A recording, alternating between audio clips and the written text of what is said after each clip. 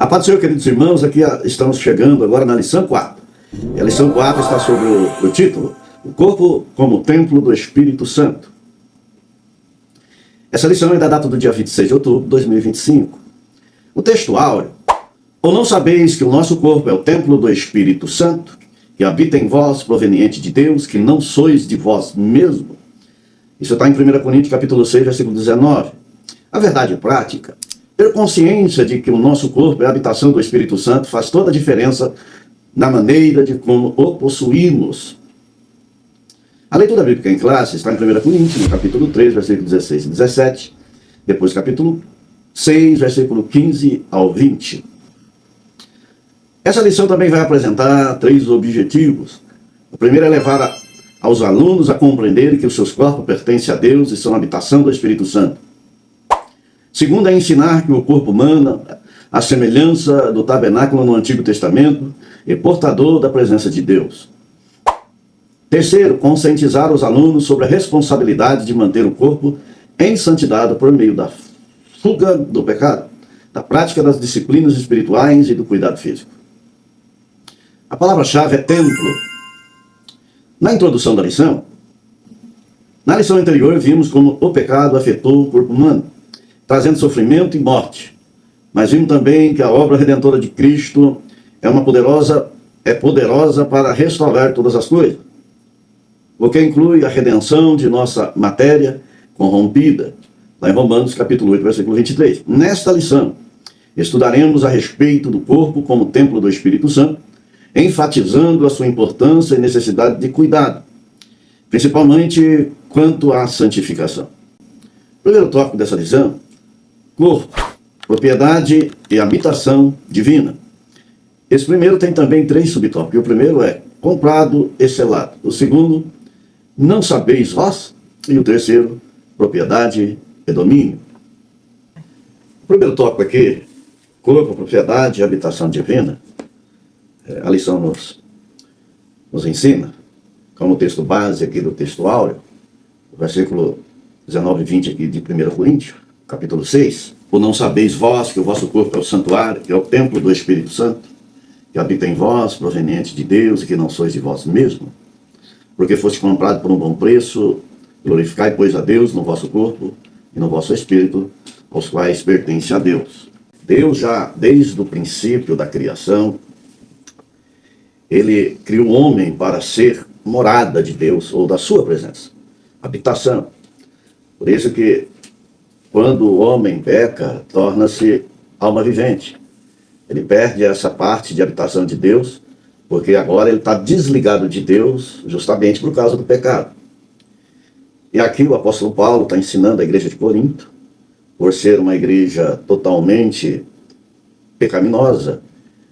O apóstolo Paulo vai trazer aos irmãos da igreja de Corinto que eles não são deles mesmos, mas são propriedade de Deus, da qual seus corpos foram comprados novamente pelo sangue redentor de Cristo, e trazendo aqueles irmãos, eles necessitavam da regeneração, santificação, para ter o Espírito de Deus habitando neles em todo tempo.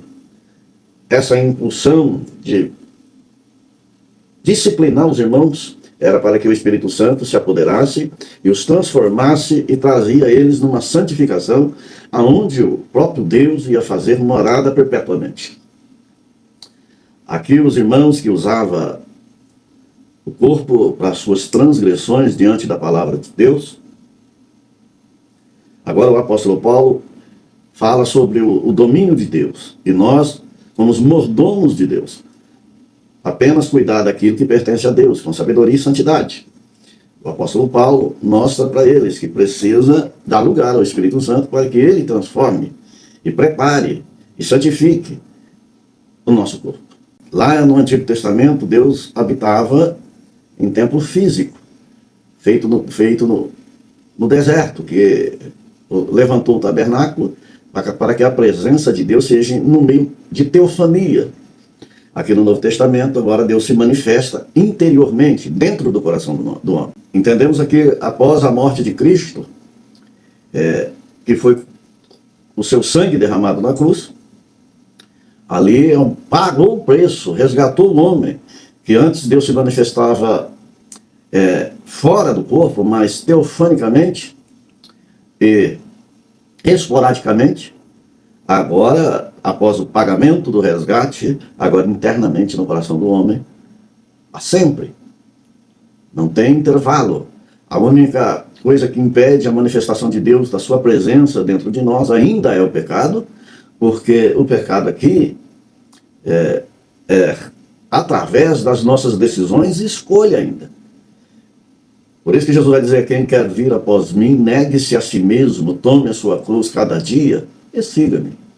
Em 1 Pedro, no capítulo 1, versículo 18 e 19, sabendo que não foi mediante coisas corruptíveis, como prata ou ouro, que foste resgatado do vosso fútil procedimento que vossos pais vos legaram, mas pelo precioso sangue, como de cordeiro sem defeito e sem mácula, o sangue de Cristo.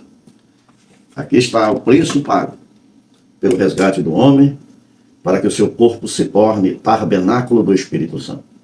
E o lugar santo do santo, da sua manifestação, é o coração do homem. É o corpo. E esse corpo e os seus membros têm que se manter em santificação. Ainda no capítulo 6, versículo 18 de 1 Coríntios, por isso não pertencemos mais a nós mesmos, fomos transferidos de domínio do pecado para Deus. É Romanos, capítulo 16, versículo 18 e 19. Agora o corpo humano aqui se transforma num santuário da presença de Deus. Deus está ali presente em todo tempo no coração daquele que se arrepende e deixa os seus pecados e passa a ouvir a voz de Deus continuamente. Olhar para nós mesmos, fazer uma retrospectiva dia a dia. Quando você levanta da sua cama e vai deitar de noite, você precisa fazer a introspectiva de você mesmo. A hora que você dobrar o seu joelho na cama: Senhor, tenha misericórdia. Me perdoa, Senhor, do dia de hoje. Tudo que eu pequei contra a tua palavra, em pensamentos, em palavras, em gestos e olhares. Senhor da glória, tenha misericórdia da minha alma, para que o Espírito Santo faça uma morada permanente em nosso coração. Lá no tempo antigo, como está lá em Êxodo, capítulo 40, e versículo 34, e também em 1 Reis, no capítulo 8, versículo 10 ao 11, como Deus habita dentro do coração do homem, através do Espírito Santo, que está em João, no capítulo 14 e 17, e Romanos 8 e 11. Assim também no Antigo Testamento, Deus fazia-se presente no templo. Lá em Êxodo, no capítulo 40, versículo 34. Então a nuvem cobriu a tenda da congregação, e a glória do Senhor encheu o tabernáculo. A glória de Deus aqui é a sua presença. É onde ele se colocava diante dos homens, manifestava a sua glória, manifestava uma nuvem de glória, às vezes uma coluna de fogo, era a manifestação ou a teofania da presença de Deus. Agora aqui no Novo Testamento, a presença de Deus está em todo o coração aquebrantado e transformado pelo Espírito Santo. Por isso que o corpo tem que ser mantido em pureza, em submissão, em regeneração e santidade. Primeiro subtópico, daqui desse primeiro tópico: comprado e selado. Assim como o espírito e a alma, o nosso corpo também foi comprado por Cristo e tem o selo do Espírito Santo. Isso nos torna propriedade de Deus em todos os aspectos, inclusive no físico, que é literalmente templo e santuário, como Jesus prometeu aos discípulos: rogarei ao Pai e eles vos dará o outro Consolador. Essa palavra, comprado, selado, está lá em João, no capítulo 20 de João, versículo 22, está assim: e havendo dito isto, soprou sobre eles e disse-lhe: recebei o Espírito Santo. Aqui é o primeiro recebimento do Espírito Santo pelo sopro de Jesus. Agora o Espírito Santo, após a ascensão de Cristo, passou a habitar dentro do coração dos seus discípulos. Aqui comprou no seu sacrifício e selou aqui no capítulo 20, versículo 22, com o Espírito Santo. Agora torna-se a manifestação, a consolação do Espírito Santo diariamente, em todo o tempo, Agora o Espírito Santo não se aparta mais da presença daqueles que servem a Deus. O apóstolo Paulo vai escrever aos Romanos, no capítulo 12, e o versículo 1, a respeito de nos apresentarmos os nossos corpos, corpo carnal, como sacrifício vivo. Está assim: rogo, pois, irmãos, pela misericórdia de Deus, que apresentei o vosso corpo por sacrifício vivo, santo e agradável a Deus, que é o vosso culto racional. Aonde a manifestação de adoração a Deus, voluntário, verdadeiro, a presença de Deus é manifesta. E a Bíblia fala que a manifestação de Deus é fogo. Ele se manifesta no fogo. Aquele fogo que cura pecado. Aquele fogo que perdoa os nossos pecados. Santifica e purifica o homem. Apresentando um culto verdadeiro diante da presença de Deus. E o nosso culto racional significa um culto inteligente. Esse culto não começa nos momentos que você está dentro da igreja para apresentar ali a sua adoração junto com os irmãos também. Mas esse culto inteligente aqui é de quando a gente levanta até quando a gente deita. Esse culto aqui é os gestos que precisam ser gestos que agradam a Deus. Pensamentos direcionados a Deus. Santificação através do conhecimento cada vez mais da sua palavra. O seu culto vai além de dedicação em canto, ministração de palavra, mas em conduta completa diante de Deus em santidade. Esse é um culto inteligente. Esse é um culto que Deus recebe. Por isso que lá no Antigo Testamento, em Gênesis, a Bíblia fala que Enoque andou com Deus e Deus para si o tomou. Porque aqui a conduta de Enoque agradou tanto a Deus que Deus resolveu arrebatá-lo para ficar com ele para todo sempre. Essa é a visão de um culto racional para ter o Espírito Santo com morada perpétua em nosso coração. Por isso que o nosso corpo é propriedade de Deus. Porque foi comprado pelo sangue de Jesus Cristo. É habitação, porque o Espírito Santo habita nele. Instrumento de glória, porque deve refletir a presença de Deus no mundo. Seu corpo tem que clarear as trevas, tem que fazer a diferença. O seu corpo tem que ser sal, tem que temperar para que todos vejam que isso é um bom tempero no meio de uma iniquidade completa. O corpo que antes era escravo do pecado, agora é templo da presença divina. Portanto, o crente vive em santidade, com a consciência da presença de Deus em todo o tempo. Estando grato pela redenção recebida, o favor imerecido que Deus deu a nós, que é pela sua graça. Estar todo o tempo observando e aprendendo através da palavra de Deus. Comprado e selado. Estar numa afinidade, uma sintonia totalmente fina com Deus. Ele traz a certeza em seu coração, a alegria, o gozo e a certeza da salvação. Lá em Efésios, no capítulo 1, versículo 13 e 14. E que também vós, depois que ouviste a palavra da verdade, o evangelho da vossa salvação, tendo nele também crido, foste selado com o Espírito Santo da promessa. Antes nós éramos escravos do pecado, mas Jesus Cristo pagou por nossas almas. Com o seu sangue, o seu sangue derramado na cruz. É o preço pago para que nós retornássemos a Deus, que o véu do templo se rasgasse ao meio, dando acesso a Deus através de Jesus a todo ser humano da terra. Segundo o subtópico da lição, não sabeis vós? A pergunta retórica feita por Paulo aos Coríntios indica que, apesar de ensinados, mostra ali em Atos, no capítulo 18, do versículo 1 e 11, faltava-lhes uma compreensão espiritual correta acerca da mordomia do corpo. O apóstolo faz semelhante indagação por 4 vezes. Está no texto áureo dessa lição e também em 1 Coríntios, capítulo 5, versículo 1, 12, 9 ao 11. A discussão que visa negar a necessidade da santificação corpórea são sinais de imaturidade e carnalidade, inclusive as relativas aos vestuários.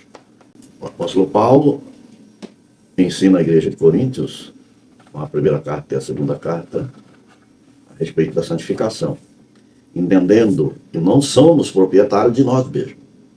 Quando optamos a servir a Deus, entendemos que o domínio pertence a Deus. A Bíblia nos ensina que agora ação dentro de nós, escolhas, oferendas, é tudo sobre a direção de Deus. Oferecer o nosso culto tem que ser através da vontade de Deus. Diz que o versículo 2 ainda, do capítulo 12 de Romanos, fala que precisamos experimentar qual é a boa, perfeita e agradável vontade de Deus. E não entrar em conformidade ao mundo, porque o mundo traz trevas para o coração do homem. Mas se você se coloca na vontade de Deus, você entra pela santificação, regeneração, que é o Espírito Santo que habita dentro de vós. Porque ele é santo. E vai trazer santidade na habitação que ele está. O subtópico aqui, que é não sabeis vós, que é uma pergunta que o apóstolo Paulo faz, uma pergunta retórica, ela está baseada no versículo 19, que é o versículo textuário dessa lição. Ou não sabeis vós que o vosso corpo é o templo do Espírito Santo? O Espírito Santo, ele habita na santidade. E aonde ele está, ele promove santidade. Ele faz os seus pensamentos, seu pensamento em santidade. Você vai ver diante de você o pecado. E vai sentir a habitação do Espírito Santo. Então você vai fazer a escolha, a qual a santidade de Deus está presente. Você nunca vai perder o seu livre-arbítrio.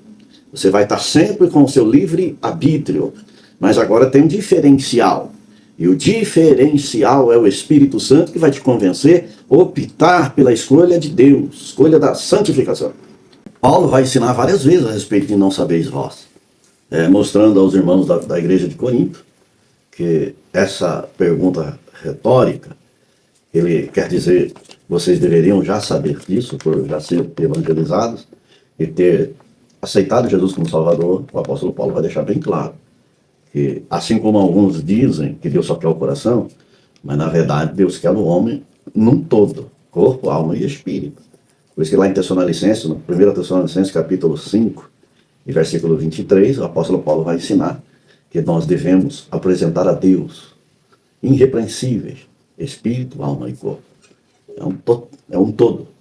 É a nossa conduta inteira santificada. Essa pergunta que o apóstolo Paulo faz essa pergunta retórica, ela vai aparecer várias vezes na Bíblia.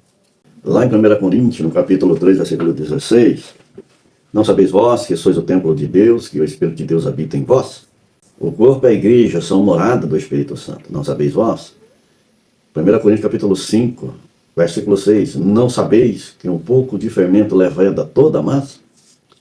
O pecado tolerado contamina toda a comunidade. Uma laranja podre no meio de um saco de laranja apodrece todas as laranjas. Então precisa ser tirado ou ser limpo. Lá em 1 Coríntios, no capítulo 6, versículo 2, não sabeis vós que os santos hão de julgar o mundo? Os crentes participarão do juízo de Cristo. Lá no grande trono branco a igreja estará presente para julgar a humanidade. No capítulo 6, versículo 3, não sabeis vós que havemos de julgar os anjos? O crente aqui apresenta uma autoridade espiritual maior do que se imagina. A gente não compreende tudo. Lá no versículo 9 do capítulo 6 de 1 Coríntios, não sabeis que os injustos não herdarão o reino de Deus? Aqui o apóstolo Paulo ensina que a prática do pecado é incompatível com a nova vida. Ele chama a atenção, você deveria saber. Porque a comunidade de 1 Coríntios, a igreja de Corinto, se abusava do pecado.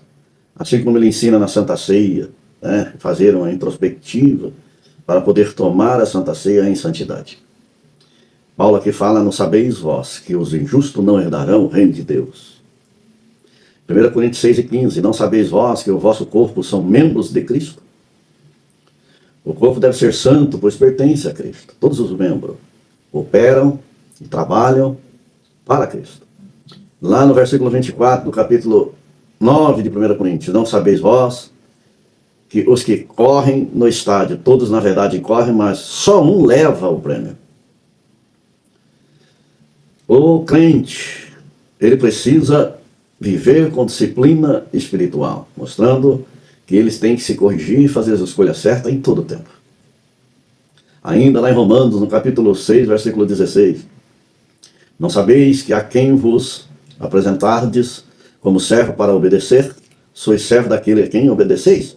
O servo do pecado perde a liberdade espiritual. Se você continuamente continua no pecado, você aqui está se mostrando ainda servo do pecado.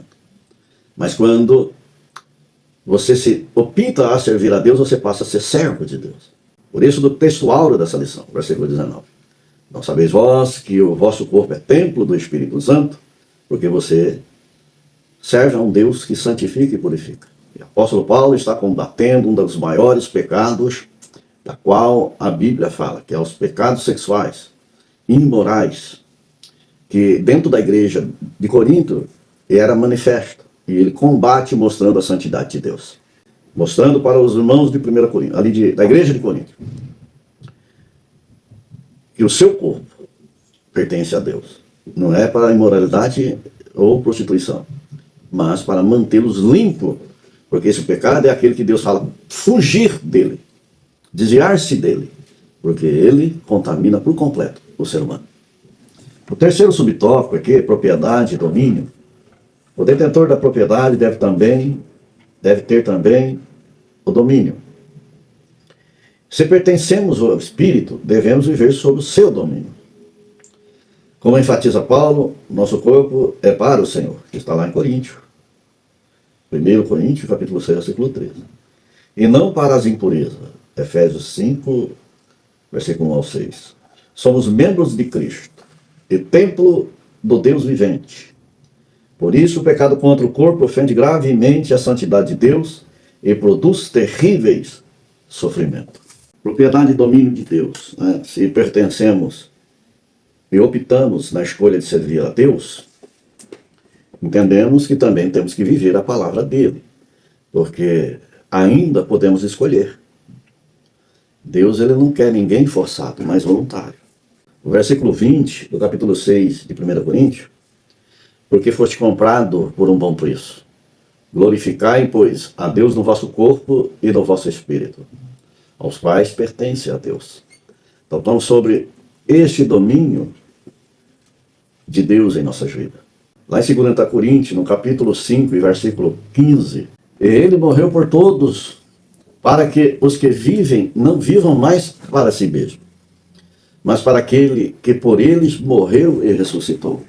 Jesus aqui, o apóstolo Paulo, fala que morreu para todos aqueles que o receberam. E nos chama a atenção agora que o que nós sabe, o que nós pensa, os nossos eu, para Deus não serve para mais nada. Mas agora temos que viver para aquele que morreu e ressuscitou ao terceiro dia para pagar o nosso resgate. Viver para ele. Entendemos que a habitação que está em nosso coração, não existe ninguém que é neutro, que ainda está em cima do muro. Mas ou você pertence a Deus, ou você pertence ao inimigo de nossas almas. Melhor fazer a escolha certa. Deixar esse domínio a ser dominado por Deus, porque o inimigo está querendo, já domina a humanidade da terra. Já tem, a Bíblia fala que o mundo jaz do maligno. Mas quando Jesus paga o preço, resgata aquele, tira aquele desse mundo e coloca em sua presença para ser dominado por Cristo. O domínio de Cristo aqui é levar a Deus. Por isso que ele vai falar assim, eu sou o caminho, a verdade e a vida. Ninguém vem ao Pai a não se for por mim. Trazer agora as nossas decisões pautadas na palavra para Deus nos dominar em todo o tempo. Porque as escolhas erradas sempre vai estar em nós. Entender esse subtópico aqui, propriedade e domínio, é deixar Deus operar em nossa vida. Porque quando estávamos no mundo, todos os nossos membros estavam afastados da presença de Deus.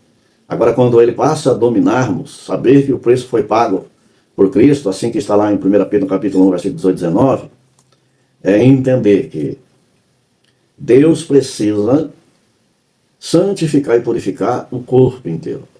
Alma, espírito, alma e corpo precisa estar dominado por Deus.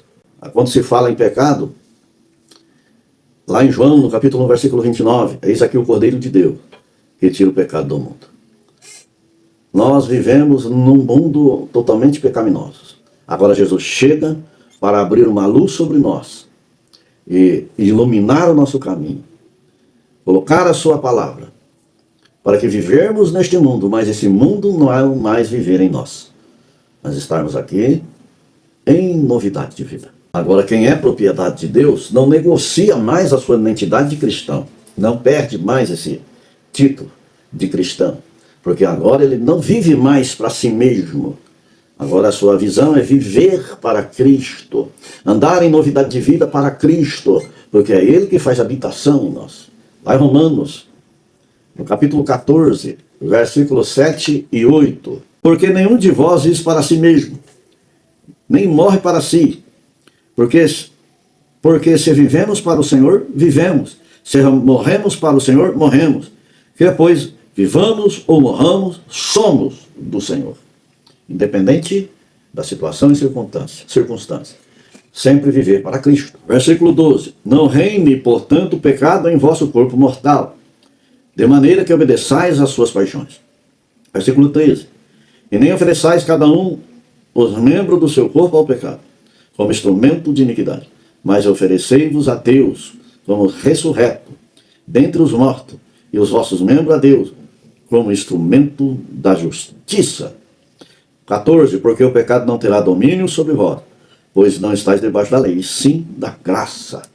Olha aí, de quem você pertence. A um Deus a qual pode santificá-lo e prepará-los, ou preparar-nos para a vida eterna com Ele. Lá em Efésios, no capítulo 2, versículo 2.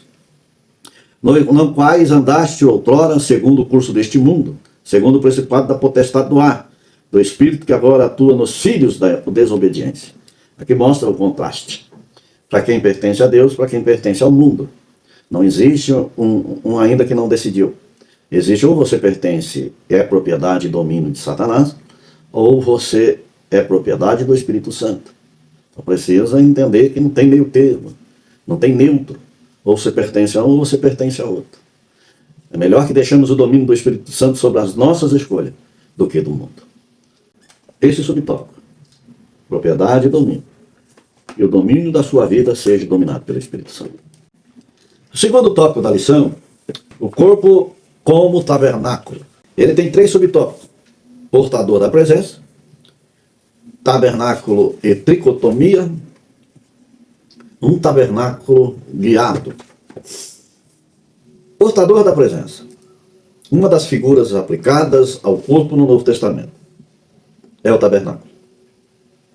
Paulo e Pedro usam essa linguagem metafórica. Estamos neste tabernáculo. Brevemente, hei de deixar este meu tabernáculo.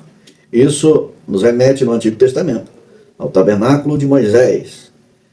E me farão um santuário e habitarei no meio deles. Isso é a ordem de Deus para se manter presente no meio do povo. Tabernáculo aqui, feito no deserto por Moisés, aquele templo de tenda. Ali ele se colocou no centro do arraial de Israel. Deus distribui as 12 tribos de Israel, 3 ao sul, 3 ao norte, 3 ao leste e 3 ao oeste. As 3 tribos distribuídas em volta do tabernáculo, dando o sentido da presença contínua de Deus com o seu povo.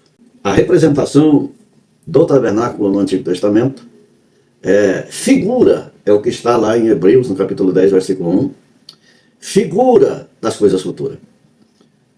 O tabernáculo é o próprio corpo do Senhor Jesus e o seu sacrifício.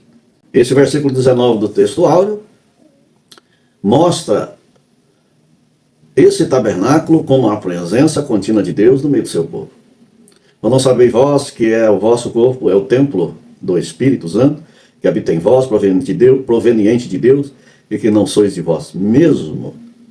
Aqui esse templo como símbolo do tabernáculo. Aliás, o tabernáculo como símbolo desse templo que é o nosso corpo. Lá no versículo 14 do Evangelho de João, do capítulo 1, o verbo se fez carne e habitou entre nós. Mostrando aqui o próprio Senhor Jesus como habitação contínua em nosso meio. Ou seja, literalmente armou o tabernáculo, a sua tenda entre nós. Aqui no Antigo Testamento, o tabernáculo era a presença visível de Deus. Lá em Êxodo, no capítulo 25, versículo 8 e 9. Me farão um santuário, para que eu possa habitar no meio deles. Segundo tudo o que eu te mostrar, para modelo do tabernáculo e para modelo de todos os seus móveis. Assim mesmo os fareis. Aqui é a manifestação de Deus nesse tabernáculo, a qual Deus pede para que seja feito, para que a presença dele seja no meio do seu povo. Os utensílios usados ali, ou seja, as peças usadas ali, e a repartição do tabernáculo, era o átrio, que era a parte exterior, depois os utensílios, que era o altar do sacrifício e a pia de bronze, depois o lugar santo onde tinha o candelabro, a mesa dos pães e o altar de incenso, e o lugar santíssimo, a arca da aliança, e com a tampa do propiciatório, aonde o fogo de Deus se manifestava, e ali recebia o sacrifício daqueles que iam ali para cultuar e oferecer o seu sacrifício a Deus. Ali no tabernáculo, cada parte revelava ou revela um princípio espiritual até hoje. E o de hoje, todo aquele simbolismo, aquela figura, hoje tem cumprido dentro do coração do homem. Portador da presença, simbolizado no Antigo Testamento como tabernáculo, a qual esse subtópico está falando, aonde Deus se manifestava, os utensílios do templo, a pia de bronze e o altar do sacrifício, traz para o Novo Testamento, a novo pacto de Deus para com os homens, esses símbolos do Antigo Testamento, que é sombra agora, né? É o que está lá em Hebreus, no capítulo 10, e versículo 1. Ora, visto que a lei tem sombra dos bem-vindouros, não a imagem real das coisas, nunca jamais pode tornar perfeito os ofertantes, com os mesmos sacrifícios que ano após ano, perpetuamente, eles oferecem. Lá no Antigo Testamento, no tabernáculo, eles ofereciam o sacrifício para aplacar a ira de Deus. Era só para Deus não derramar a sua ira que já estava manifesta no pecado do homem. Agora, quando fala que é sombra do sacrifício único de Cristo Jesus no alto do Calvário. Que aqui sim é para perdoar, para que a ira de Deus não se manifeste mais, mas que traz de volta ao homem a Deus. O tabernáculo é figura de Cristo, é o corpo de Cristo. O incenso representa a oração dos santos. O candelabro é o Jesus Cristo iluminando o caminho do santo, é a palavra de Deus. O pão também é Cristo. Jesus é o pão da vida. Ele diz que aquele que não comer deste pão e não beber deste cálice não tem vida em si mesmo. Esse pão que estava na mesa, no altar de Deus ali na mesa da propiciação, é o pão que é Cristo nos dias de hoje. A tampa do propiciatório é a presença de Deus em nós através de Jesus. Ainda lá em Hebreus, no capítulo 8, versículo 5, as quais ministram em figura a sombra das coisas celestes. Assim como Moisés, divinamente instruído, quando estava para construir o tabernáculo, pois diz ele, vê que faças todas as coisas de acordo com o modelo que te foi mostrado no monte. Aqui é a sombra, Jesus aqui é a sombra, o sacrifício aqui é a sombra. A manifestação de Deus agora, que era nesse tabernáculo, agora no coração do homem. Lá no tabernáculo, no capítulo 27, versículo 16, é a mesma palavra que está no capítulo 14, versículo 6 do Evangelho de João. E versículo 16. À porta do átrio haverá um porteiro de 20 côvados, de estofa azul e púrpura, e carmesim, e linho fino retorcido, obra de bordador. As suas colunas serão 4, e a sua base também 4. Todas as colunas ao redor do átrio serão cingidas de vergas de prata, e os seus ganchos serão de prata, mas as suas bases de bronze. Agora lá em João, no capítulo 10, versículo 9. Eu sou a porta. Se alguém entrar por mim, será salvo. Entrará e sairá e achará pastagem. O Senhor Jesus é a porta do átrio, é a porta do tabernáculo, é a porta do lugar santo. Ele aqui, essa passagem do tabernáculo, é a representação de Cristo A porta que chega ao lugar santíssimo, que é totalmente na presença de Deus. Lá no capítulo 7, e versículo 48 de Atos, o Altíssimo não habita entre templo feito por mãos de homens. Aqui o próprio Deus, o Altíssimo Deus, está falando a respeito de Cristo, o seu Filho. Aqui no Antigo Testamento é uma representação, é um sentido figurado. E aqui é a manifestação completa dos planos de Deus para resgatar o ser humano. Esse tópico, corpo como tabernáculo, o primeiro subtópico, portador da presença, que é, falando aqui, comparando no sentido figurado a respeito do tabernáculo do Antigo Testamento, todos os itens, a colocação das tribos, a formação das colunas, a pia do sacrifício, a pia de bronze, tudo fala do nosso Senhor e Salvador Jesus Cristo. Então aqui é aquele que é o portador da presença de Deus. Se você está na presença de Deus, Deus agora vai agir em você, como você sendo o tabernáculo de Cristo.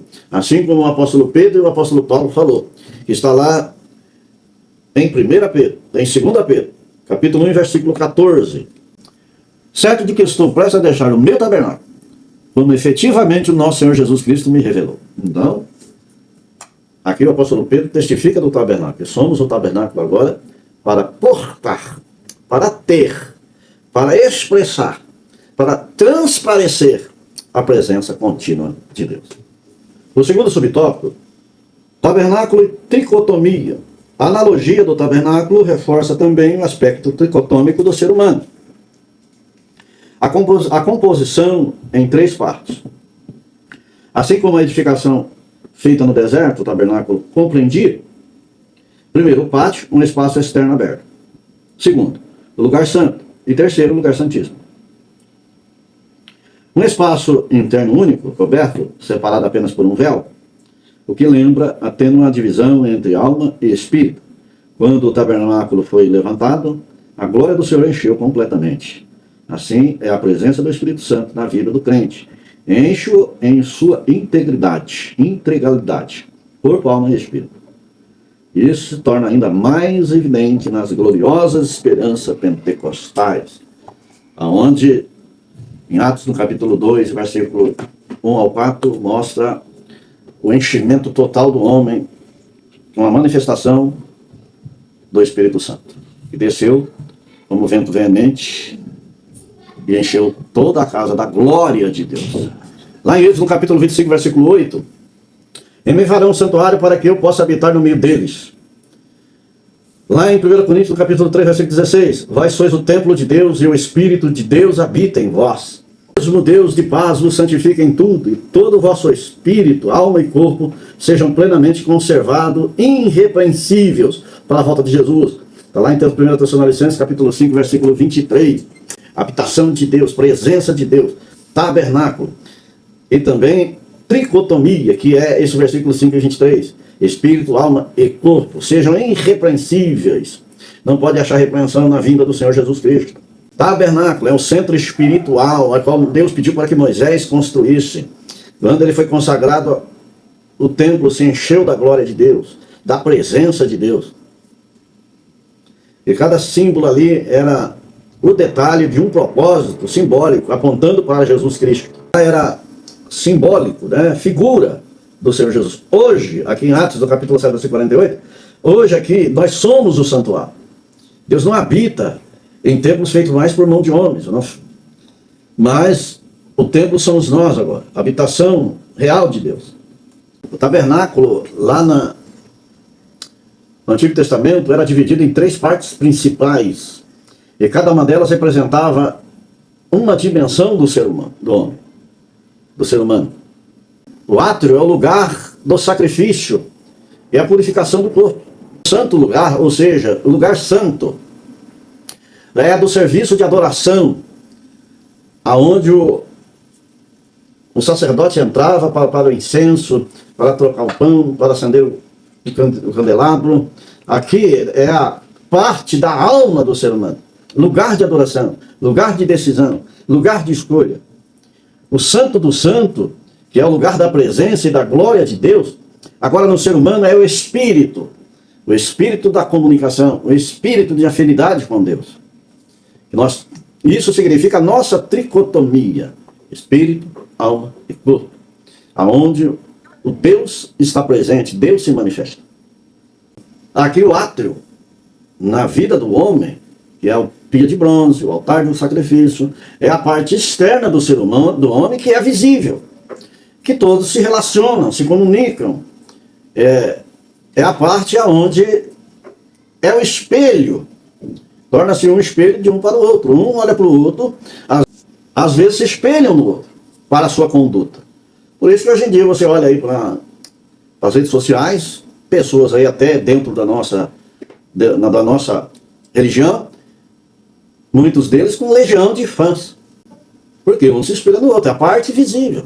Essa parte visível é que interage com o mundo, que é visível para todos. Agora a alma, que é o lugar santo, que é a sede da mente, emoções, vontade, aquilo que você pode optar ou escolher, era iluminado e ativo, né? Ali o lugar santo estava ali com o candelabro, ou seja, o menorá, né? no hebraico, o menorá, que é o lugar, estava no lugar santo, né? Ali representa, na mente do homem, uma mente iluminada pela palavra, iluminada por Cristo, mente renovada, que é o lugar santo. Dentro do lugar santo, as representações dos utensílios, né? Ali o menorá que ilumina, né, a alma do homem e mostra que ele precisa andar segundo a palavra para se sentir cada vez mais santo. Também tinha a mesa dos pães da apropriação, alimento espiritual. A vontade é alimentada pela palavra. A palavra de Deus é que o alimento, é o pão da vida, que é Cristo Jesus. E também tinha um altar de incenso, adoração e oração, emoções e refeições santificadas, que é a parte da alma. E também tinha ali o lugar do Santo Santo. O lugar do Santo Santo é a parte do espírito, a parte espiritual do corpo humano. É a parte mais profunda e santa do ser humano. Porque está em contínuo contato direto com Deus. Dentro do lugar santo do santo, tinha ali a arca da aliança, a vara de Arão, a autoridade espiritual, o maná, a provisão divina, as tábuas da lei, a palavra escrita no coração do homem. Lá em Romanos, no capítulo 8, versículo 16, o Espírito mesmo testifica com o nosso Espírito que somos filhos de Deus. Esse é o lugar santíssimo, a habitação de Deus. Ali no coração do homem, na mente ali, nas decisões, no lugar santíssimo, é onde Deus se manifesta a sua glória. Porque quem vive pelo Espírito carrega a presença e a direção de Deus diretamente, continuamente, sem intervalos. É Deus em todo o tempo. A entrada do sumo sacerdote no lugar santíssimo, no lugar de Santo do Santo, uma vez por ano. Cristo morreu na cruz e deu acesso direto à presença de Deus, não mais uma vez por ano, mas agora em todo o tempo. Todo o tempo. É só você direcionar os seus olhos da fé ao trono de Deus, você já está em contato direto com Deus em todo o tempo. Aqui, esse tópico que fala do portador da presença e um tabernáculo, o tabernáculo e tricotomia, é uma representação do homem no deserto, e é uma representação de Cristo no deserto, e é uma presença contínua de Deus em nossas vidas. Então aprendemos aqui, tabernáculo e tricotomia. Deus reparte no deserto figurado, do sentido figurado, em cima da representação do tabernáculo, e depois transforma em realidade, ou seja, sai da sombra e entra para a realidade no próprio corpo humano, onde a habitação é contínua de Deus. Lá no tabernáculo, a representação de todos os utensílios e o formato do tabernáculo, e também as tribos distribuídas, mostra o sacrifício do Senhor Jesus. E aqui, no coração do homem agora que foi lavado e remido pelo sangue de Jesus, que o tabernáculo ali vai representar a crucificação, sangue derramado no norte, sangue derramado no sul, sangue derramado no leste, sangue derramado no oeste, e sangue derramado no centro da cruz. Ali representa toda a humanidade, transformada a tricotomia em habitação perfeita de Deus. O terceiro subtópico, o tabernáculo guiado. Outra lição espiritual que extraímos da metáfora do tabernáculo é a importância de ter a presença de Deus como guia permanente e eficaz em nossa vida. Se a nuvem do Senhor que estava sobre o tabernáculo se levantava, os filhos de Israel caminhavam. Se não se levantavam, permaneciam no mesmo lugar.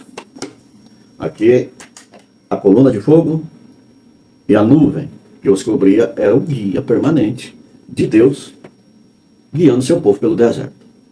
Lá em Êxodo, no capítulo 13, versículo 21, e o Senhor ia diante deles de dia numa coluna de nuvem, para os guiar pelo caminho, e de noite numa coluna de fogo, para os iluminar, né? Mostrar, direcionar o caminho certo, para que eles não tropeçassem ou não caíssem, ou ser atacado por desordeiros, mas Deus estava todo o tempo guiando o seu povo.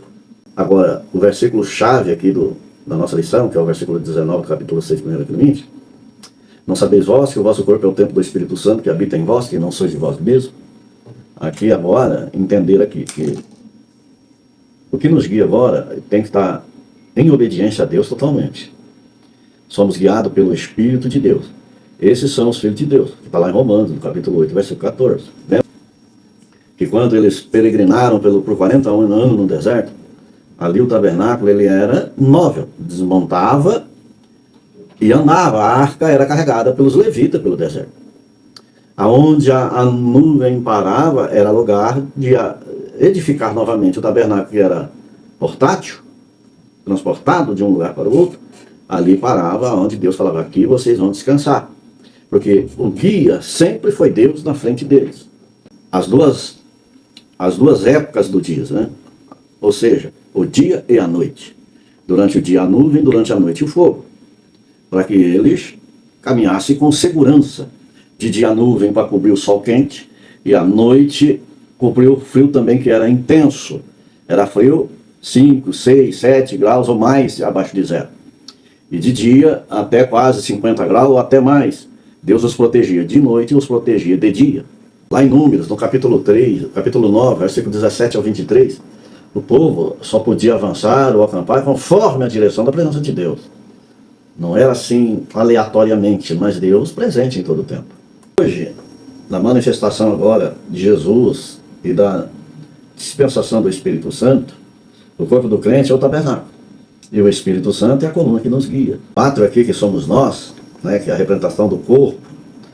O corpo, a área visível, a área externa.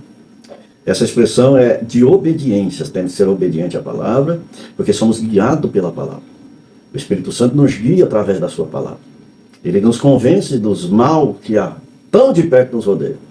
E nos guia a tomar a direção certa. Que o final dessa caminhada, o final dessa peregrinação que estamos peregrinando aqui nessa terra, é Cristo, autor e consumador da nossa fé.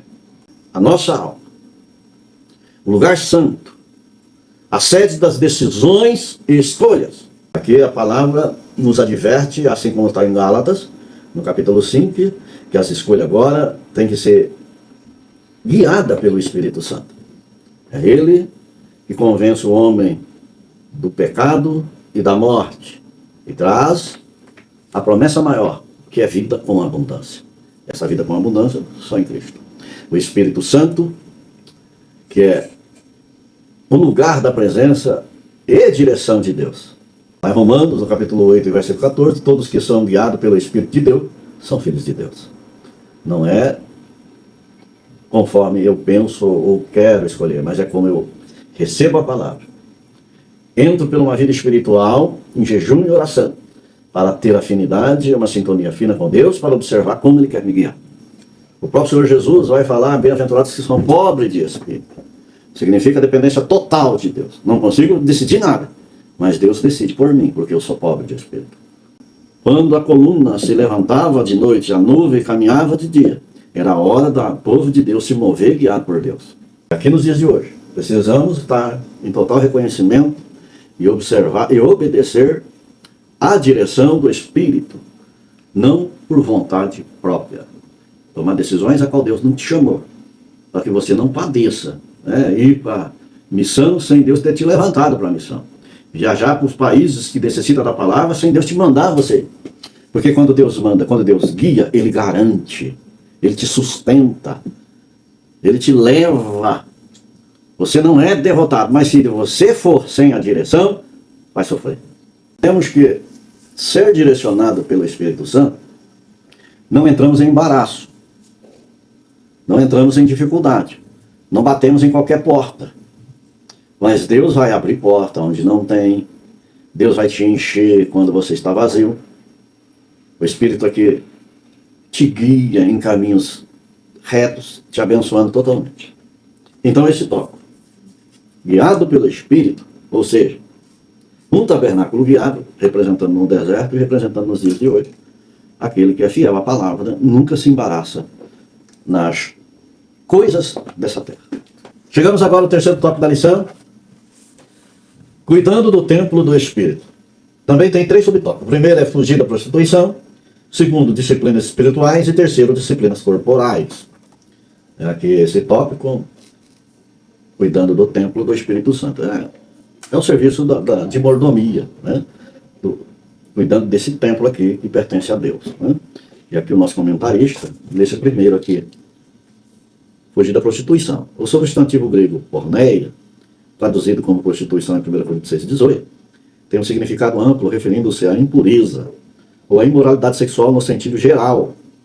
Toda a prática sexual fora do casamento está abarcada nessa expressão, ao uso do verbo fugir, na voz ativa, fugir de outra parte longe. Fugir de ou para longe. Paulo aponta para a necessidade das ações concretas que nos ponham a salvo dos terríveis maléficos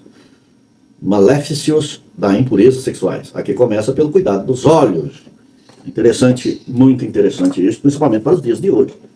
Nos dias de hoje, essa prática está mais diante do homem, por causa das redes sociais, do acesso rápido, e a pessoa que está presa a isso, que passa noites e noites numa prática a qual não agrada a Deus. Outros que frequentam lugares, né, que ele não tem estrutura que possa suportar tais ações.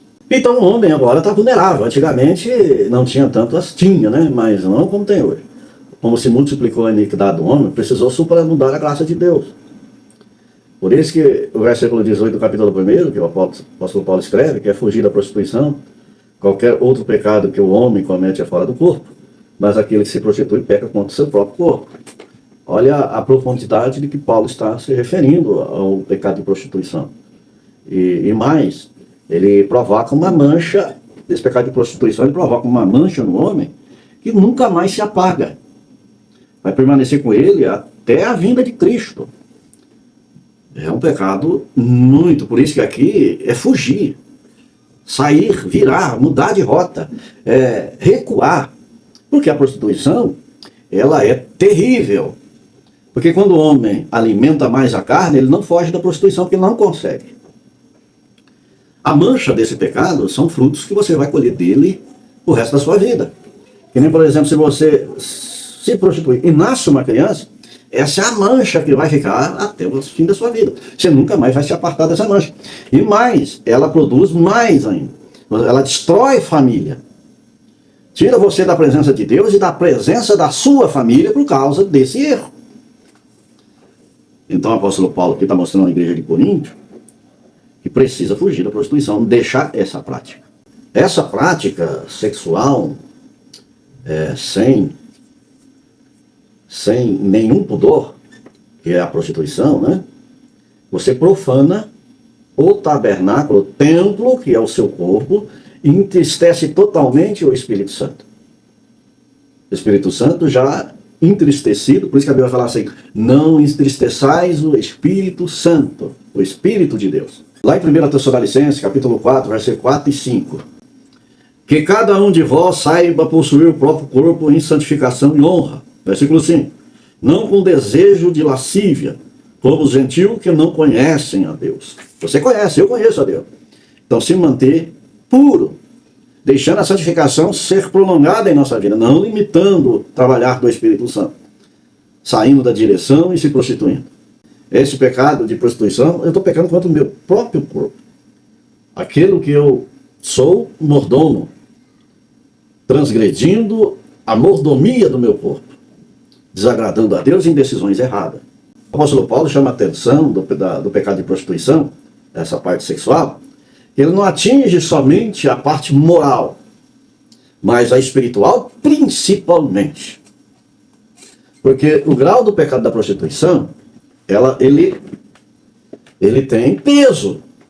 Para uns tem um peso menor, para outros tem um peso maior. Depende do membro do corpo que você está exercendo, o dom que você exerce dentro do corpo, que é o corpo de Cristo. Para uns é menos, para outros é mais. Porque quando você está em evidência dentro da palavra de Deus, ou seja, dentro da obra de Deus, você é evidência, o seu pecado de prostituição se torna maior.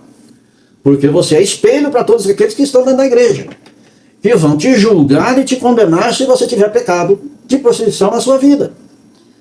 Muitos vão olhar e dizer, isso aí não é aquele que pregava, que cantava, que fazia tanta coisa, e que falava de santidade, falava de tudo, e agora está nesse pecado de prostituição. Quer dizer, muitos se escandalizarão por você ter cometido tal pecado.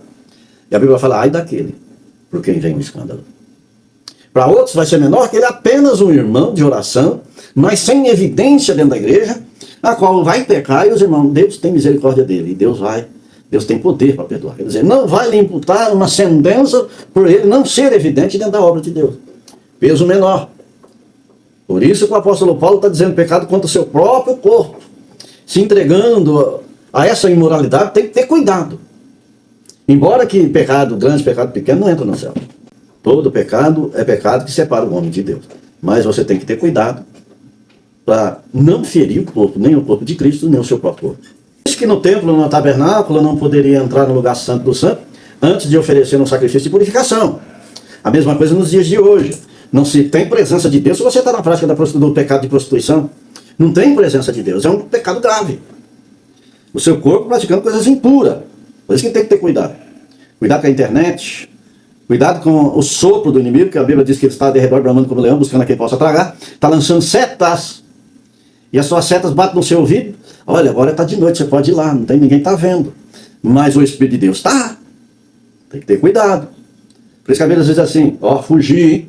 Corre, desvia, volta atrás, provoca. O que vai provocar? Distanciamento de Deus, perda da sensibilidade espiritual, você não consegue enxergar nada e não consegue se desviar.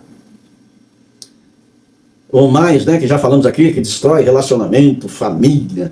Olha, faz uma devastação, uma aniquilação, uma destruição total na vida humana. E hoje em dia, tem coisas acontecendo no nosso meio que não tem explicação. Tem muitos líderes religiosos que já casou 6 vezes, 5 vezes. Agora eu quero entender como é que ele subiu no céu para proclamar o divórcio lá no trono de Deus. Ele divorcia aqui, mas será que ele divorciou no céu? Porque a palavra de Deus diz assim que aquilo que Deus junta, o homem não separa. Então a ação do homem aqui é separar aqui na terra. Mas e no céu? Qual é a sua primeira mulher? É uma coisa meia profunda para analisarmos se estamos agradando a Deus em nosso procedimento. Por isso que precisa dar ouvido ao Espírito Santo. Afinidade com Deus. Para não entrar por esse caminho, que é um caminho perigoso. Pêlugo no grego. Que indica fuga imediata e radical. É deixar, sai fora, correr, evitar, totalmente. Corre da tentação. Porque aqui, essa ordem de fugir aqui, é você não alimentar a carne. Alimentou a carne? Peca. Porque você não consegue desviar, porque carnal não desvia, só espiritual. Agora tem as coisas real que está exposta aí no nosso meio agora, mais ainda, na televisão, na internet, em meios de lugares de que frequenta, que tem a nudez, né? A pessoa vai para esses lugares somente para cair.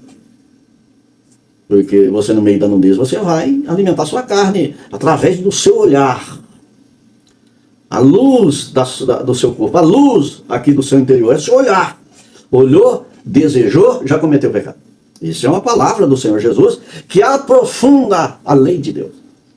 Antigamente eles não prostituíam por causa da sentença, que morria por apedrejamento. Então, eles tinham até vontade, mas não cometiam com medo de ser pego e morrer apedrejado. Agora Jesus vem aqui e aprofunda essa lei.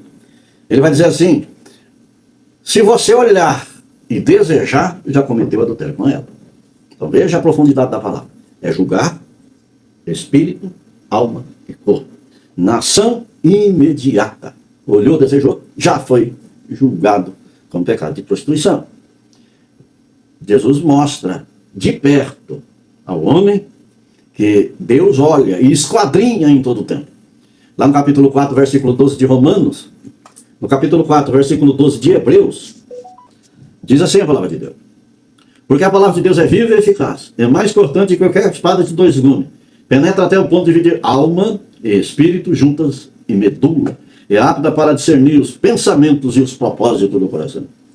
Ninguém senta na frente de um computador de madrugada se ele já não tiver planejado essa ação.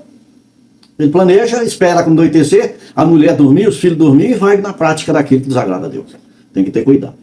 Aí o nosso Deus fala que a formação no corpo do homem tem que ser o Espírito, o fruto do Espírito. Quando ele tem o fruto do Espírito, ele tem domínio sobre os seus membros, domínio próprio. E tem poder para dizer não e fugir da aparência do mal. Fugir da prostituição. É o que aprendemos aqui com o apóstolo Paulo e com o nosso professor, que nos instrui a ter cuidado. As disciplinas espirituais, para uma vida espiritual plena, como templo do Espírito Santo, não basta que os membros do corpo deixem de ser instrumento do pecado. Ou seja, disciplinas espirituais. Para uma vida espiritual plena, como templo do Espírito Santo, não basta que os membros do corpo deixem de ser instrumento do pecado. É preciso apresentá-los a Deus como instrumentos de justiça e culto, em sacrifício vivo, santo e agradável a Deus. Guardar os nossos pensamentos, as nossas emoções do poder sexual é o que mais aflige a humanidade nos dias de hoje. Coisa que se tornou depravação total na humanidade. É os dias de hoje. Nós precisamos cultivar a meditação na palavra e oração constantemente. Estar em santidade no Espírito, nosso Espírito ser santo. Buscar sempre intimidade com Deus para estar ligado a Ele. E deixar que o Espírito Santo nos oriente às escolhas e decisões certas. Porque Ele vai te desviar do mal. Agora, é importante a gente evitar essas tentações, né? Que vai estar... Por isso que lá em Romanos 12:2, que estamos rodeados, né? De uma grande nuvem de testemunho, deixar todo o embaraço, né? E o pecado que tão de perto nos rodeia. Mas, olhar firmemente para Jesus, que é autor e consumador da fé. Porque esses ambientes, para aquele que tem a mente fraca, não tem ação de Deus perpétua, porque é fraco, não medita, não ora, e ele precisa, então, evitar certos ambientes que traz essas práticas. E enfraquece, derrota, e fica sem fortalecimento espiritual. Evitar esses ambientes. Principalmente os adolescentes, os jovens, né? Precisa inventar a tal da pornografia. A pornografia está presente na vida dos jovens até agora, desde pequeno. Quando já começa a entender e conversar, é perigoso já começar a prática da pornografia, porque está na palma da mão, está no celular. Facinho de ser corrompido. Precisa ter instruções dos pais para não entrar por essa prática de impureza diante de Deus. E os adultos precisam respeitar o corpo e a própria sexualidade. Ele precisa se orientar pela palavra de Deus. O importante é lembrar sempre desse versículo 19. Lembrar que o nosso corpo é o santuário, é o templo do Espírito Santo. É onde o Espírito Santo está. Porque você preservando a sua sexualidade, você está preservando também a presença de Deus em você. Assim como os filhos de Eli morreram por práticas não satisfatórias a Deus, ou seja, a prostituição, eles morreram por causa disso. Profanou o templo. E Deus aqui fez juízo sobre eles. Tem que ter cuidado. E o versículo 20, lá do capítulo 6 de 1 Coríntios, ele diz assim: glorificai, pois, a Deus no vosso corpo. Exaltar a Deus aqui no nosso corpo. Que é santuário do Espírito Santo, que pertence a Deus. Nós somos só mordomos, tem que fazer a coisa certa. Assim como os filhos de Eli, que cuidava do templo, tinham que fazer a coisa certa. Não fez, foram mortos. Assim como aqui Deus tem poder para destruir corpo, alma e espírito. Destruir tudo, jogar eternamente numa condenação eterna. Tem que ter cuidado. Por isso que aqui a disciplina espirituais precisa disciplinar o corpo, mantê-lo saudável, mantê-lo em santidade, porque a santidade que depende muito das nossas escolhas, depende de como se apresentar diante de Deus. Lá em Tessalonicenses capítulo 5 e versículo 23, determina o seguinte: e o mesmo Deus de paz vos santifica em tudo, e todo o vosso espírito, alma e corpo sejam plenamente conservados, irrepreensíveis, para a vinda do nosso Senhor Jesus Cristo. 1 Tessalonicenses capítulo 5, 23. Aqui mostra que você tem o poder da escolha. Então, para manter ele conservado diante de Deus, Deus aqui no arrebatamento da igreja não pode achar repreensão, tipos de falhas. Precisa se santificar, mesmo que você tenha pecado aí. Se liberte disso. Busca em oração, para que Deus te livre. Porque o inimigo sabe a sua fraqueza, é aonde ele vai atacar. Vai te colocar, vai te alimentar sempre nessa área, para você permanecer no pecado. Mas se tem a palavra, se Deus está falando porque Ele te ama, quer te libertar de tudo isso, quer te trazer inteiramente para a sua presença, quer que você vá morar com Ele no céu. Lá em Mateus, no capítulo 6, versículo 33, buscai primeiro lugar o reino de Deus e a sua justiça, e todas essas coisas vos serão acrescentadas. Veja aqui, que Deus está dando a opção de renovo, a opção de se alinhar segundo a palavra, se alinhar segundo a sua justiça, para que você não se perca. Lá em 2 Coríntios, no capítulo 3, versículo 5, examinai-vos a vós mesmo, se estáis na fé, provai-vos a vós mesmo. Faz aí uma reflexão, olha para você mesmo, vê a sua conduta, procura agradar a Deus em todo o tempo, usa a sua fé. Essas práticas, né, a qual praticamos, a gente precisa ter disciplina espiritual. Porque as nossas práticas são intencionais para cultivar a vida interior e a comunhão com Deus. Elas não são apenas as regras que adotamos segundo a palavra de Deus. Não entenda que a palavra aqui é obrigação, mas, além de ser obrigações direcionadas pela palavra, mas também tem que ter ação voluntária, a qual, sendo nós cristãos, filhos de Deus, segundo a sua palavra, temos aqui o sentimento de amor maior de todas as coisas que estão aqui na face dessa terra. Mas não praticamos porque nós amamos a Deus em todo o tempo. E entramos por uma santificação completa. Assim como Paulo fala, que eu me desfaça, mas que Cristo cresça dentro de mim. Quando Jesus começa a aparecer, começa também a crescer a nossa santificação e a aproximação de Deus, como o Espírito Santo é. E ele vai trazer fortalecimento contra o pecado. Traz uma espada desembaiada, porque lutamos contra as potestades do ar, os inimigos que operam no meio da sociedade. A espada de Deus é a evidência de luta contra todos os desejos da carne. Agora, se estivermos em oração, comunicação constante com Deus, essa espada aqui, ela evidencia em nossa vida e vencendo tudo isso. Lá em Tessalonicenses, capítulo 5, versículo 17, de 1 Tessalonicenses, orai sem cessar. Que é uma batalha constante. Segundo, jejum. Você precisa jejuar em todo, fazer propósito de jejum e oração. Separar um dia em santificação a Deus, uma consagração, renunciando toda a carne, para que a presença de Deus nos disciplina contra essas obras carnais. Lá em Mateus, no capítulo 6, versículo 17 e 18, quando jejuares, urge a cabeça e lava o rosto, para não parecer aos homens que jejuais, mas o teu Pai que vê em secreto, ele sim, é o que te capacita, que te dá força. Mas é uma disciplina que você tem que tomar para si mesmo. A meditação da palavra aqui é uma consagração constante a Deus. Precisa meditar. Porque senão não vai saber qual é a origem do pecado. A palavra que aponta. Senão vai começar a entrar por uma certa religião aí que aponta dessa largura. Que Deus não faz... que Deus é amor, não vai levar ninguém para o inferno só por causa de certas práticas. Sendo que a Bíblia diz que Deus é amor, mas também é fogo consumidor. E se há justiça, há ação também de Deus. A justiça dele é levar o homem para o céu, mas também levar para o inferno. Porque a justiça dele vai cumprir. Lá na lição passada que fala do pecado, ali cumpriu-se a justiça de Deus no jardim do Éden, expulsando o homem de lá e determinando a morte a ele. E a morte ali é as duas, que é a espiritual e a biológica. Agora, se meditamos na palavra, vamos entender a vontade de Deus. Lá o Salmo 119, versículo 105. Versículo 105. Lâmpada para os meus pés é a tua palavra e luz para o meu caminho. Olha aí, luz. Você não vai entrar por certas ofertas do inimigo para tirar você da presença de Deus, porque você tem a luz para onde você está andando. Várias disciplinas como adoração, né? Essa adoração eleva o nosso coração a Deus. Lá em João capítulo 4, versículo 24, adorai ao Senhor em espírito e em verdade, viver em verdade com Deus. Sempre lembrando que você precisa confessar. E se confessar aqui é em todo o tempo. Não é só no dia da Santa Ceia, não. É todos os dias. Confessar. Confessa. Você precisa se expressar diante de Deus. Porque você está reconhecendo a sua fraqueza e a sua dependência total de Deus. Para entendermos aqui, disciplinas espirituais. E também aqui no 3, disciplinas corporais. É um contrassenso ter o corpo como templo do Espírito Santo e tratá-lo sem devido cuidado. Dentre esses cuidados estão a quantidade e a qualidade da nossa alimentação. Às vezes se afirma em tom jocoso que crente não bebe, mas come muito. Não seria reflexo da falta de moderação de alguns?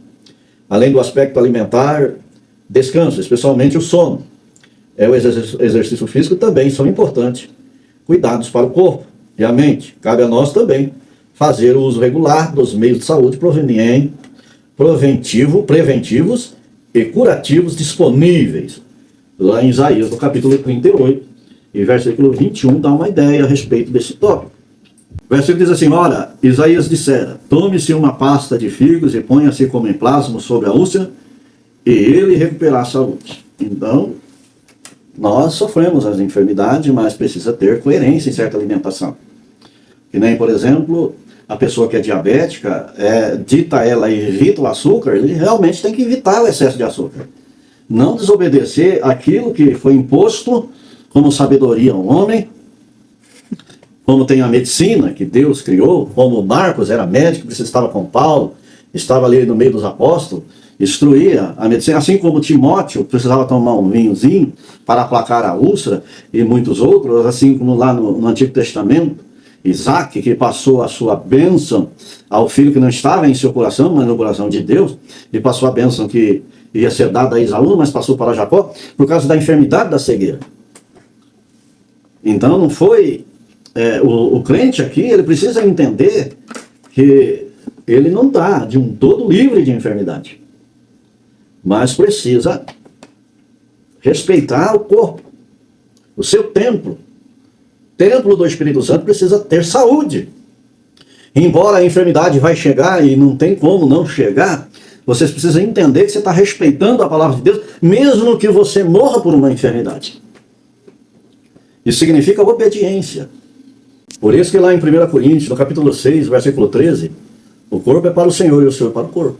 Então o corpo aqui precisa estar de acordo com a palavra de Deus, né? Porque o corpo é dele, então é nosso, somos mortões. Se é para servir a Deus, tem que respeitar toda a palavra. Lá em 1 Timóteo, no capítulo 4, versículo 7 e 8, exercitai-vos para a piedade, porque o exercício corporal para poucos é proveitoso, mas a piedade para tudo é proveitosa. A piedade aqui também para si mesmo. Então entendemos aqui nesse último subtópico, disciplinas corporais, tanto no campo material como também no campo espiritual. Manter o corpo plenamente, mas plenamente na palavra e na vontade de Deus, né? Está fazendo as ordenanças da Bíblia e se mantendo na presença de Deus com saúde. A conclusão dessa lição: corpo e mente saudáveis nos tornam mais dispostos para adorar e servir a Deus. Que vivamos de maneira sábia e equilibrada, como templo do Espírito, um elevado privilégio, fruto da graça de Deus em Jesus Cristo. Que Deus abençoe os irmãos por essa lição. A respeito do tabernáculo, há muitas referências bíblicas e há muito simbolismo ali que não cabe nessa lição. Mas chama a atenção dos irmãos para que medite ali no Antigo Testamento, procure aprender a respeito dessa figura, desses símbolos, do Antigo para o Novo. Que Deus abençoe. Vamos orar e agradecer a Deus por essa aula. Senhor, nosso Deus e nosso Pai, grandioso Deus, tenha misericórdia, Senhor, de todos nós, para que nós possamos, ó Pai, estar em santidade cada dia mais com o Senhor. Pai de bondade, abençoa os professores que vão ensinar essa aula, e todos os alunos, Senhor, que vão aprender, que eles possam estar de mente e coração aberto para receber a Tua palavra e gravar nas tábuas do seu coração, para que a Sua presença seja em fogo e em glória na vida de cada um dos Teus servos. Abençoa o pastor, nosso professor, dá graça a ele cada dia mais, Senhor. Usa ele poderosamente em Tuas mãos, para que ele seja, Senhor, também um grande trono, um grande tabernáculo da manifestação do Teu Espírito. Pai de bondade, abençoa ele poderosamente. Glorioso Deus, também salva, Senhor, liberta pelo Teu imenso amor. Ó glorioso Deus, visita os hospitais, os presídios, aqueles que estão presos nas drogas, na prostituição. Senhor Deus, liberta pelo teu imenso amor, para que também seja um tabernáculo vivo e presente, ó glorioso Deus, na tua presença. Nos dá força, ó Senhor, para romper no meio deste mal. Senhor, e ser guiado assim como tu guiou o teu povo no deserto, com uma coluna de fogo e a nuvem, e os guiava em todo o teu caminho. Pai de bondade, seja o nosso guia, nos guia através do teu Espírito, através do teu Filho amado Jesus Cristo, e nos dá vitória. Assim te peço, em nome de Jesus, para a glória do seu nome. Amém.